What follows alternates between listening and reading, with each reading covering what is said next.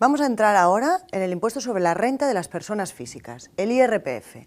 Veamos el título, solo el título ya nos dice que va a gravar la renta de las personas físicas y además la renta de las personas físicas residentes en territorio español, teniendo en cuenta el concepto de residencia en territorio español, 183 días, núcleo principal de los negocios y donde tengan su residencia el cónyuge y los hijos. Bien, para explicar la renta vamos a entrar con el análisis del esquema de la renta. La renta, en ella deben tributar todas aquellas personas físicas residentes que tengan determinado nivel de ingresos. En la renta voy a tener una base imponible que va a tener dos partes, la base imponible general y la base imponible del ahorro. Bien, ¿por qué tiene dos partes? Porque cada una de estas dos partes tributará a tipos diferentes. Bien, si analizamos qué debe declararse en la base imponible general, la base imponible general es aquella en la que yo debo declarar la gran mayoría de mis ingresos. Debo declarar aquí, por ejemplo, mis rendimientos del trabajo. Debo declarar aquí mis rendimientos del capital inmobiliario. Son los arrendamientos. Yo soy propietario de un inmueble y lo tengo arrendado, pues aquí declararé los arrendamientos que obtengo.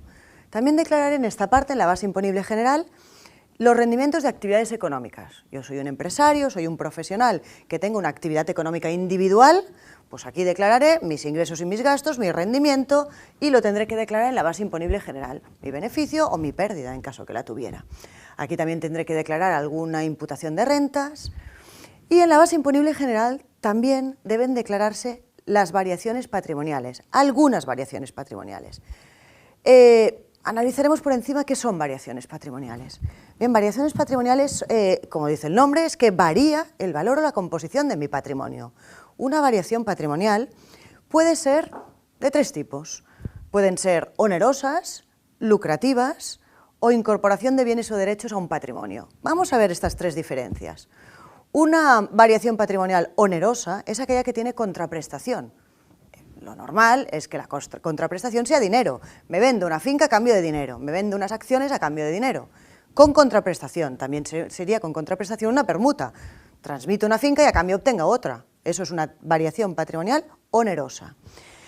Luego están las lucrativas. Las lucrativas son las variaciones patrimoniales que no tienen contraprestación. Es decir, transmito algo y a cambio no me dan nada. Por ejemplo, una donación. Una donación es una transmisión patrimonial lucrativa. ¿Qué debe tributar dónde? Pues aquí tendré una serie de rendimientos, como hemos dicho, el rendimiento del trabajo, los rendimientos de los alquileres, los rendimientos de actividades económicas, y aquí tendré las variaciones patrimoniales. Pero es que el problema es que en la base del ahorro también voy a tener variaciones patrimoniales. ¿Dónde debo declarar las variaciones patrimoniales? ¿En la base general o en la base del ahorro? Bien, una vez hemos analizado que las variaciones patrimoniales pueden ser onerosas o lucrativas, quiero entrar un poco más en el tema de las lucrativas. Las lucrativas, acabamos de decir, es que yo realizo una transmisión y a cambio no obtengo nada, por ejemplo, una donación. Bien, en una donación hay dos partes, ¿no? El que da y el que recibe. El que recibe, pues yo tengo un inmueble y decido donarlo a un hermano. El que está recibiendo el inmueble es mi hermano.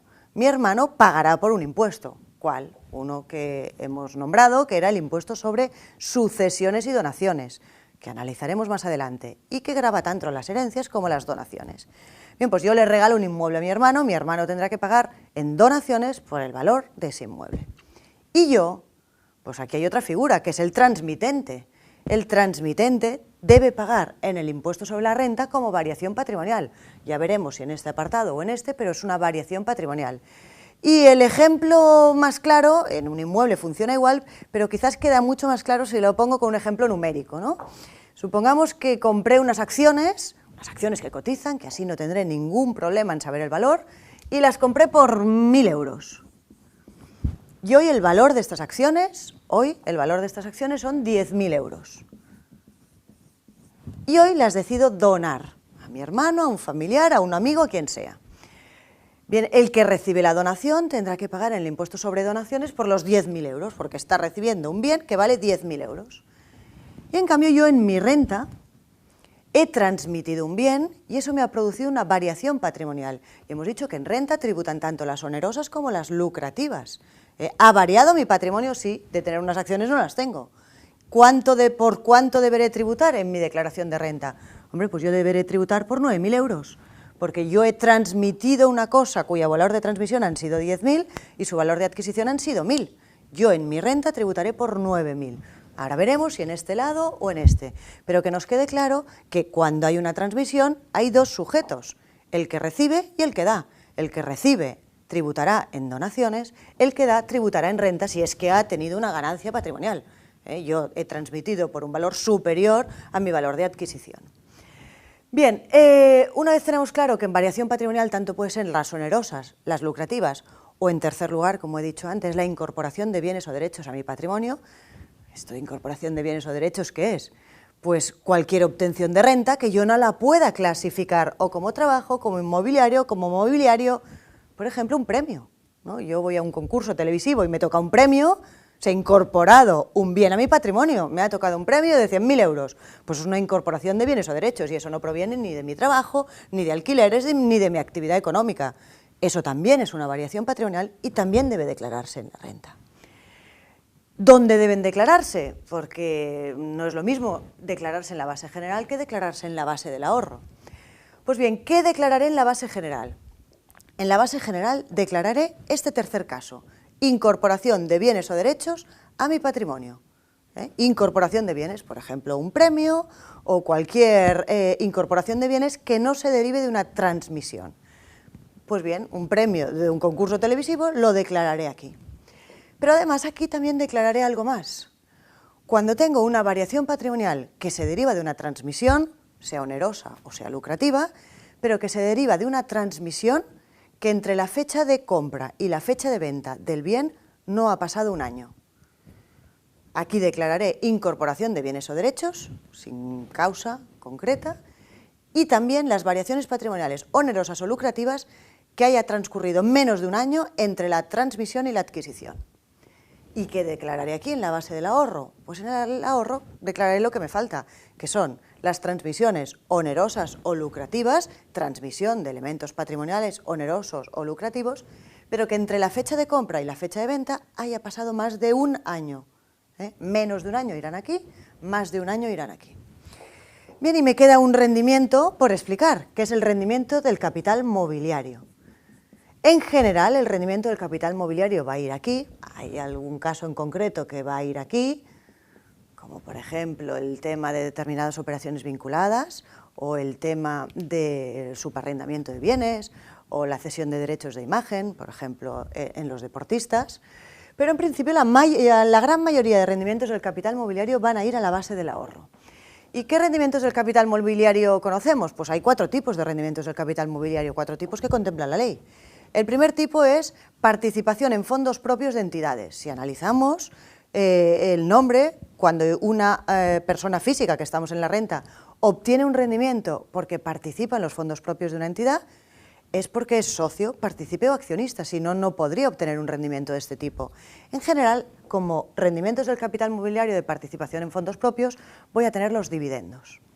El segundo tipo de rendimientos del capital mobiliario van a ser la cesión a terceros de capitales propios. Yo tengo un capital que lo cedo a un tercero para que me dé un rendimiento, porque aquí lo único que voy a declarar es el rendimiento que obtengo. Y aquí el caso más claro van a ser pues, las imposiciones a plazo que me dan un interés, o los rendimientos de unas letras del Tesoro, o de unos bonos, o de unas obligaciones. Toda esa cesión a terceros de capitales propios que obtengo un rendimiento por ello, lo voy a declarar aquí. El tercer tipo va a ser todo lo relacionado con los seguros de vida, cualquier producto financiero que incluya una póliza de vida. Eso no quiere decir que yo solo vaya a cobrarlo cuando fallezca, porque si lo voy a cobrar cuando fallezco, el que lo cobraré no seré yo, sino que será el beneficiario, y eso tributará en sucesiones. Aquí voy a declararlo cuando el contratante y el beneficiario son el mismo y he sobrevivido.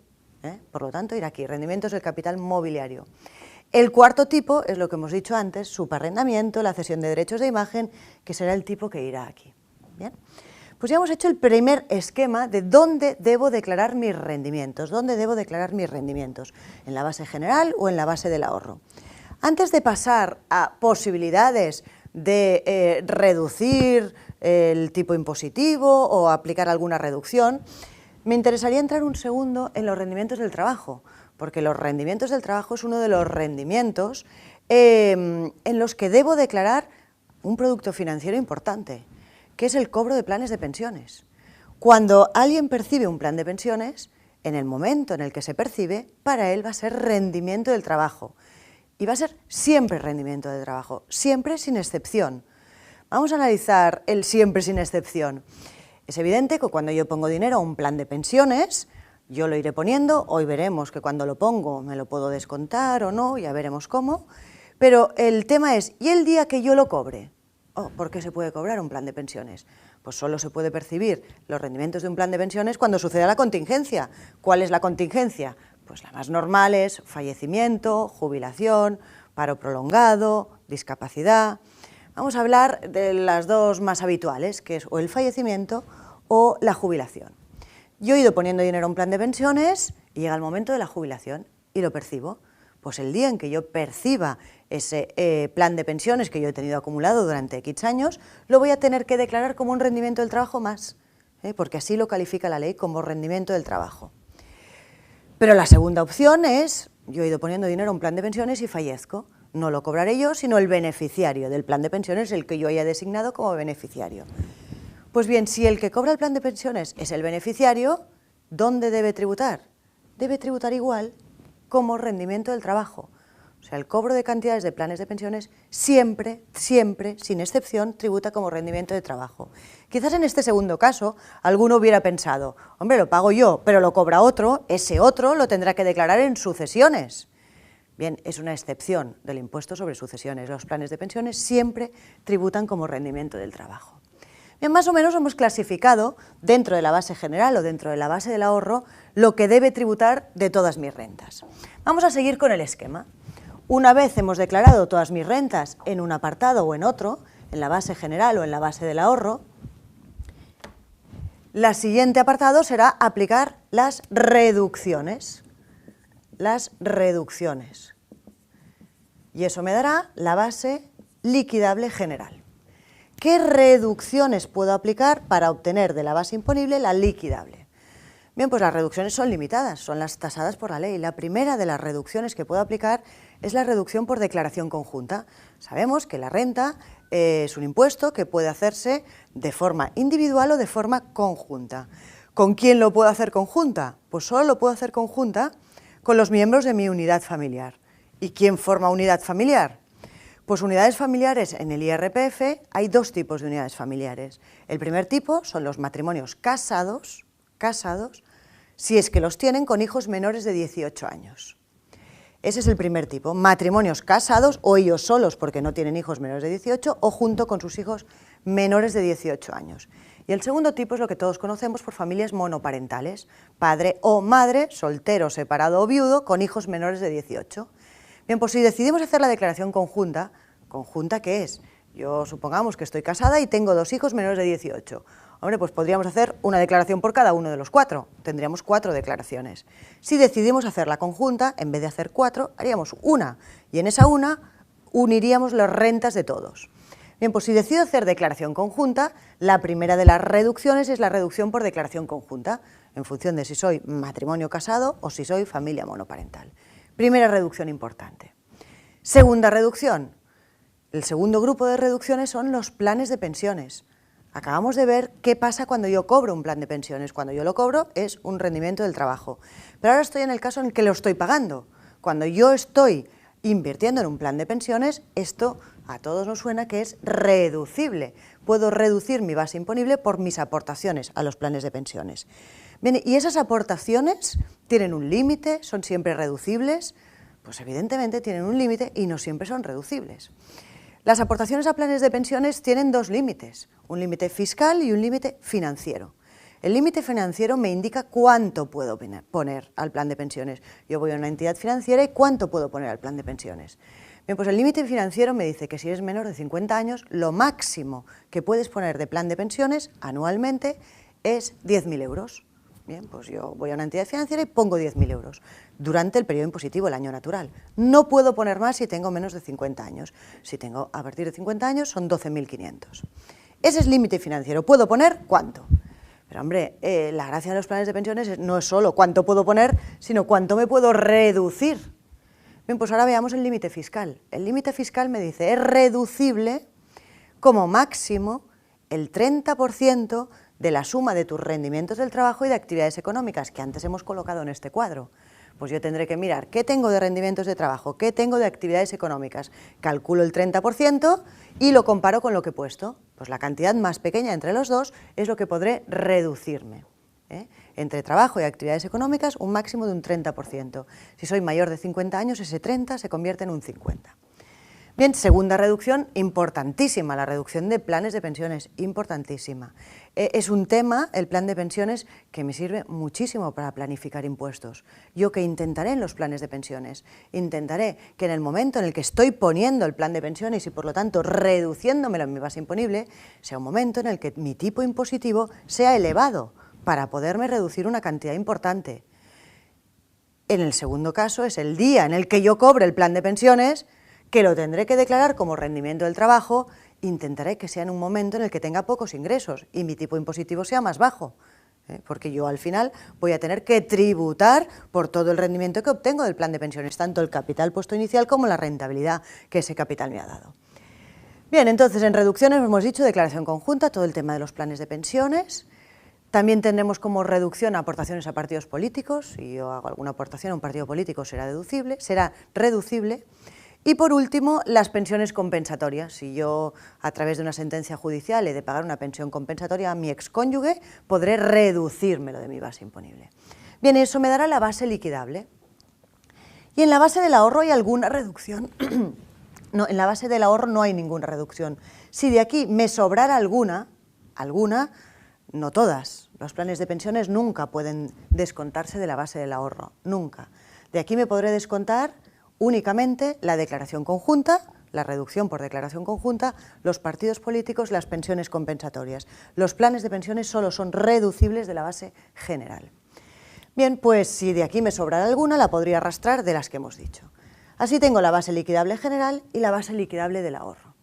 Bien, este es un tributo, la renta es un tributo estatal con algunas competencias cedidas a las comunidades autónomas, algunas competencias.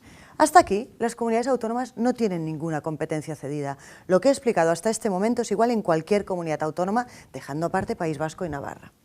A partir de aquí, que aquí es el momento de aplicar el tipo impositivo, las comunidades autónomas deben decidir el 50% del tipo impositivo para los residentes en su comunidad autónoma. O sea que a partir de aquí hay diferencias entre comunidades autónomas porque cada comunidad autónoma del 50% de la escala decidirá para sus residentes cuál será el tipo impositivo.